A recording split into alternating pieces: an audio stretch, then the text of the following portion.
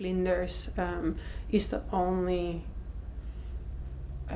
maritime archaeology postgraduate program or graduate program in the Southern Hemisphere, or at least in 2011 was. So we were quite unique in that sense. We're definitely the only one in Australia. The fact that we have a maritime archaeology program at Flinders and that we are a university named after a very well-known seafarer, someone who made the first circumnavigation of Australia in the early 1800s,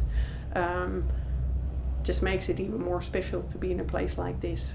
After I completed my degree in Mediterranean archaeology at the University of Amsterdam, I applied to study nautical or ship archaeology at Texas A&M University. And that's where I commenced my PhD and did my PhD. But as soon as I started to get training in ship parts and ships as a whole and ships as a material culture, all these offers would come in of people who were studying Dutch ships around the world.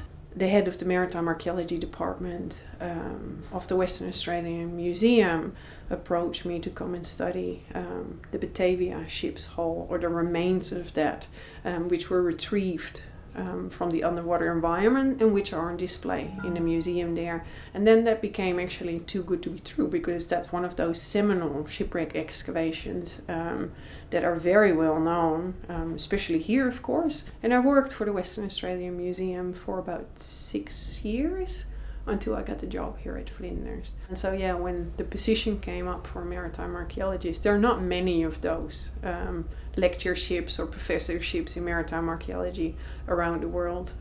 I jumped on the opportunity.